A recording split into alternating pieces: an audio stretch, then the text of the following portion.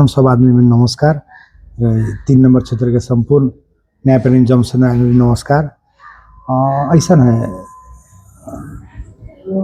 रणनीति के बारे में तो आंतरिक रहा, लेकिन हम इतना जरूर जाने छी कि अभी देश के स्थिति जौन चल रहा है, जैसा माहौल है, जौन अभी के परिस्थिति है, ये परिस्थिति के चीरे के लिए नेकपा एमाले ही चाहिए।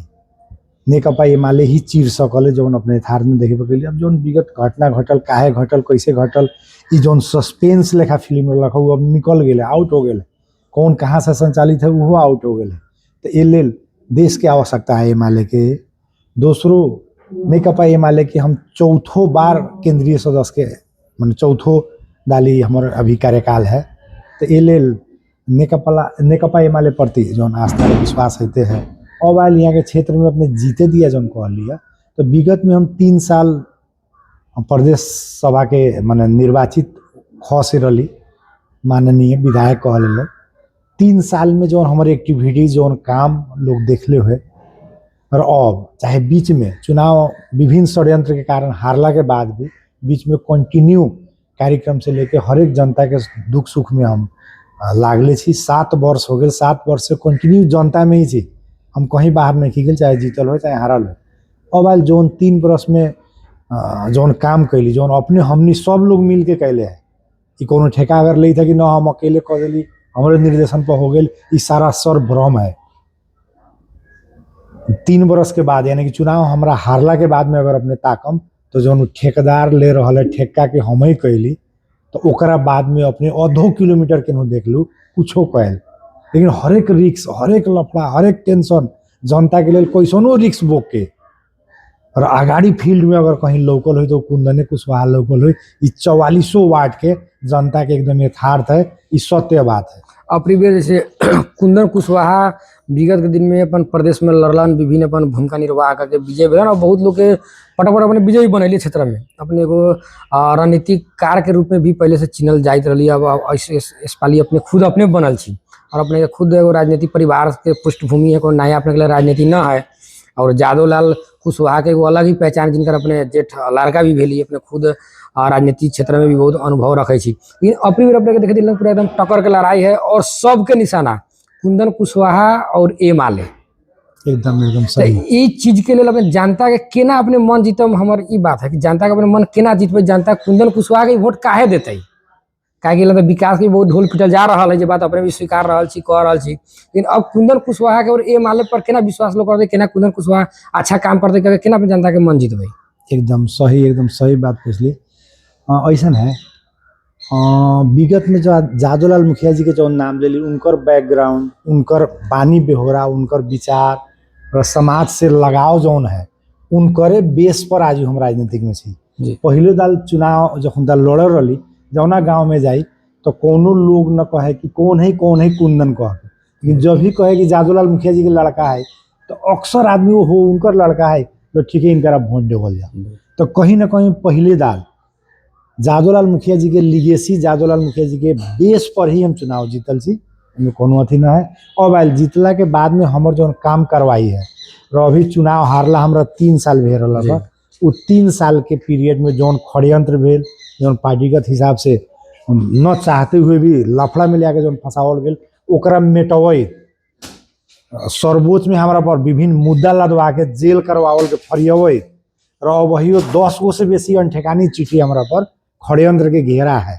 वो सब के चिरैत 11 महाधिवेशन में सेंट्रल कमेटी मेंबर में निर्वाचित और पार्टी के एगो फ्रेम में आयल जौन देखे थे। ये लेल कुछ लोग ऊपरी के जौन जनता के भुलाए वाला लोग से है, जौन भरमाए वाला लोग से है। हम गरीब के नेता जी कही थे, लाखों न करोड़ों के संपत्ति बिना कोनो राजस्व, कोनो व्यवसाय कुछो न कैले, अनठेकानी जोड़ ले ले है। झूठो कही थे हम गरीब के नेता छी। तो वैसा भ्रम करे वाला लोग सब आत गेल है कुंदन कुशवाहा के स्पीड से। बाकी आम जनता में तो एकदम उत्साह है, नजीक से निकाल रहा है कुंदन कुशवाहा के व्यवहार, विचार, चाहे बातचीत। जखुनता भी ओकरा से हम बात कर सके जी, फोन कर सके जी, आ सके जी, भेंट सके जी। के ना घर दुआर गांव घर में जेने देखा अपने साइकिल मोटरसाइकिल से कुंदन कुशवाहा भेटाइत रहे। हर एक के दुख सुख में, हर एक के लफड़ा में, हर एक के कुछ में कहीं ना कहीं हमारा जहाँ जानकारी हो वो हिसाब से हम पुगबे करेले। देश के लेवल पर भी चाहे जनकपुर हो काठमांडू हो, पार्टी के कोनो एक्टिविटीज हम न छोड़ेले, ओहो लग जाइते के जाइते छी। ए लेल कुछ षड्यंत्रकारी सके निशाना मात्रे है। कुंदन कुशवाहा पर, अन्य कपा एमाले पर तो कुछ ऐसा देश में अब की बार सब लोग बुझ गए है कि हाँ, ये देश के अगर यहाँ के नक्शा में अगर नेपाल राखे के है तो ओला एमाले ही चाहिए। जैसे अभी के अवस्था में एलन जी अपने लगभग 4-5 आदमी जो उम्मीदवार छी, एकदम सब के सब टक्कर वाला छी, और अब अपने के विजन की है? जैसे अभी कोनो नगर पालिका के चाहे प्रदेश के चुनाव नहीं, सेंट्रल लेवल के है, प्रतिनिधि सभा के चुनाव है, तो अपने 3 नंबर क्षेत्र के अपने के योजना की बनैले छी? क्या तो विगत के दिन से ही लोग अपन विभिन्न किस्म के योजना दे के, लेकिन योजना पूरा ना हो रहा है, जनता के दूसरा विकास नाम अनुसार विकास ना हो रहा है। लेकिन अब कुंदन कुशवाहा जी के विकास कथी कथी, कुंदन कुशवाहा जी के योजना कथी कथी है आगामी दिन में अगर अपने जीत ली तब? ऐसा ना,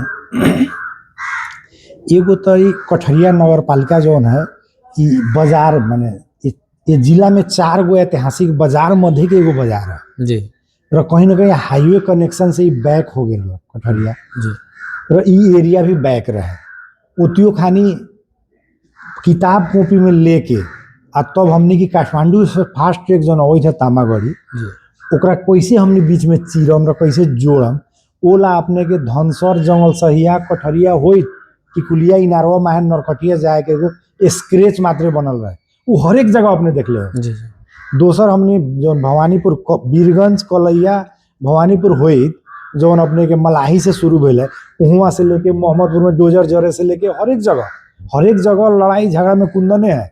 कठरिया में भी रास्ता आवेला अपने के बहुते संघर्ष के बाद ही आयल है। तो एगो तो हाईवे कनेक्शन है, और दोसर किसान के जे उपलब्धि हुए के चाहिए, जहाँ अथी हुए के चाहिए, नगर जौना स्तर से खटे के चाहिए, किसान के मार्का है, चाहे वो मल खाद हो, चाहे बीज बीजन हो, चाहे अब के आधुनिकता में किसान ई परंपरागत खेती से न हो, एकरा के कैसे हमने डेवलप करम ओकरो प्लान है। र बाजारीकरण के लिए कठरिया मार्केट के सामान 1 से 1.5 घंटा में काठमांडू कैसे पूगी, एला भी प्लान है। दोसर शिक्षा अनिवार्य है, शिक्षा जाले शिक्षित न रही न ओहुला कठरिया स्कूल जो न भी है रौतहटे में शायद देश के 10 गो स्कूल मध्य के एगो हो गए एरिया में कठरिया स्कूल के जो डेवलपमेंट है उनमें जरिए से हमारे पापा जी के पाली से अभी तक हमने लागल छे। तीसर हमनी के प्रयास है कि जो फास्ट ट्रैक आ रहा है एक इंडिया से जो कनेक्शन हो रहा है उनमें जमुनिया में कस्टम बैठे, बंकुल में भंसार बैठे, र सीधे हमनी निजोर तामागढ़ी ओकरा जोड़े सकी।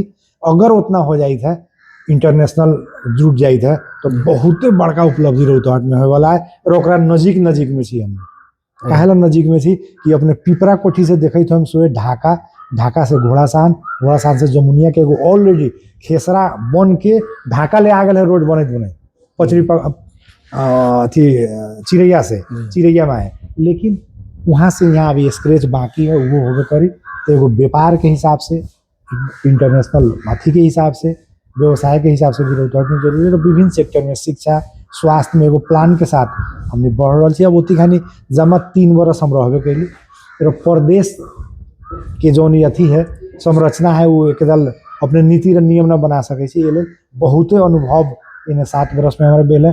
अब के नीति नियम में किसान के हमने के जो उत्पादन है ओकरा सेक्टर के बाजारीकरण पर और स्वास्थ्य और शिक्षा पर एकदम प्लान के साथ बढ़ा।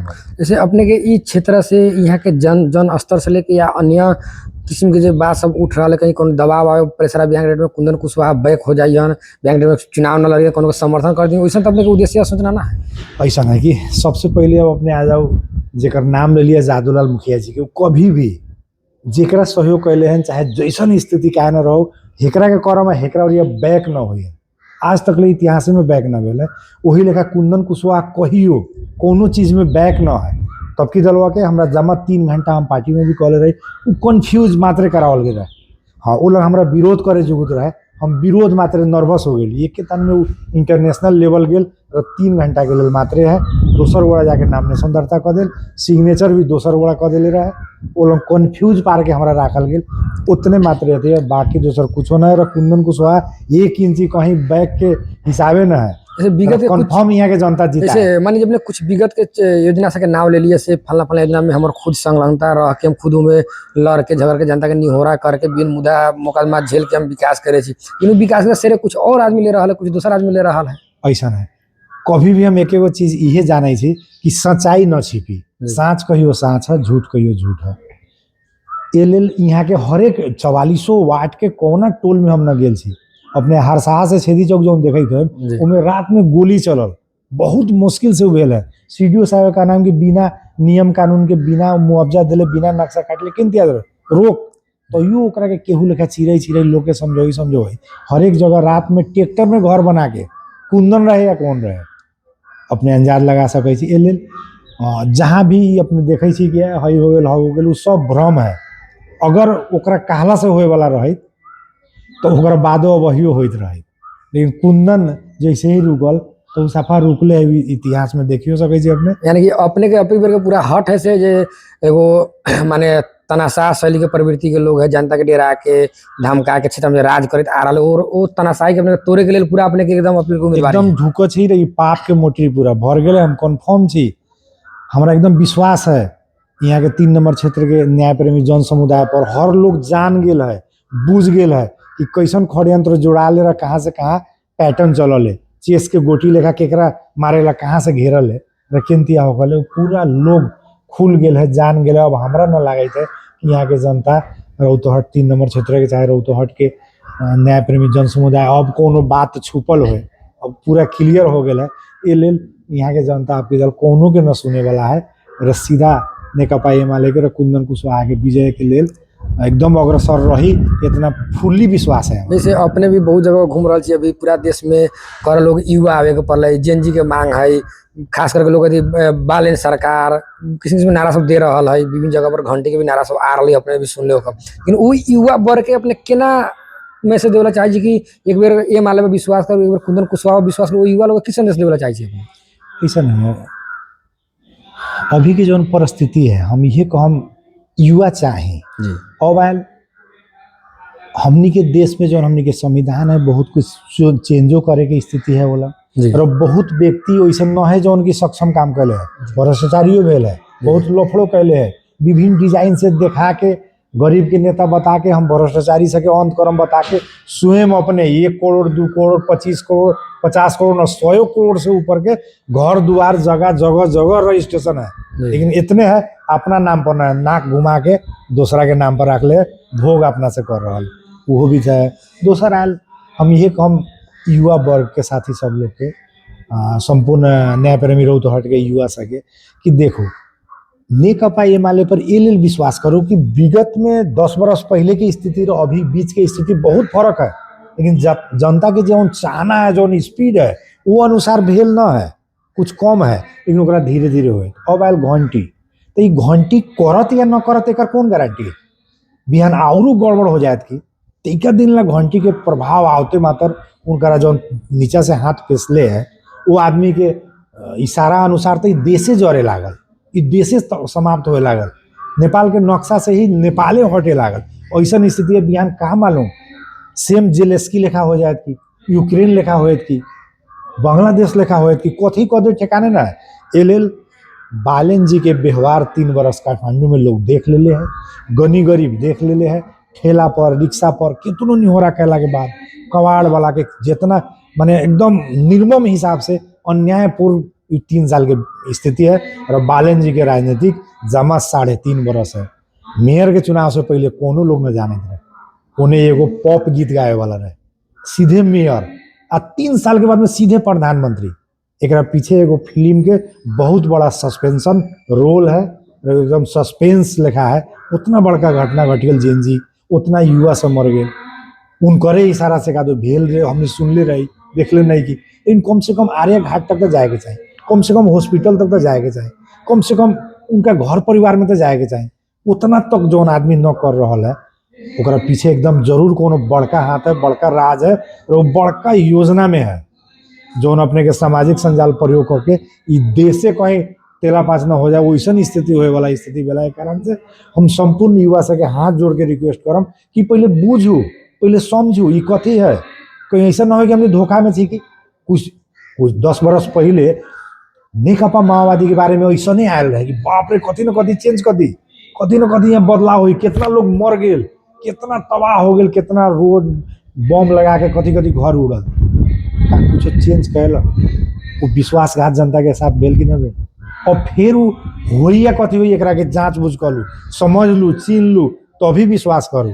जो अभी के एमएलए है एकरा बहुत दिन से अपने 70 साल से चिन्हे जी बुझे जी आ रहा है, ये अभी नया है, ये पूरा एकदम कौन फिल्म में अपने देखे जाए अंत में जाके था लगी गुंडा कौन है, वही लेकर सस्पेंस है। एकरा के पहले समझू बुझू, ये हम रिक्वेस्ट दोनों हाथ जोड़ के करम युवा सके कि पहले समझ के मात्र यदि करम ये है। जैसे झापा 5 से अपने के राष्ट्रीय अध्यक्ष के साथ में बालन शाह चुनाव लड़ रहा है, उलंग केना अपने का अनुभव केना, अपने केंद्रीय मेंबर छी नेकपा एमएलए के, उलंग अपने के नेकपा के राष्ट्रीय अध्यक्ष केपी ओली जीतियन की पराजित हुई केना अवस्था? ऐसा है वहाँ के संपूर्ण न्याय प्रेमी जन समुदाय सब, हमने के पार्टी अध्यक्ष सर्दे अध्यक्ष केपी शर्मा ओली के बानी बेहोरा हर चीज देखे थे, देश के प्रति राष्ट्र के प्रति के जो अड़ान है वो सब नियाले है, नजीक से चेक कैल है, लेकिन बालन के चेक न कैल।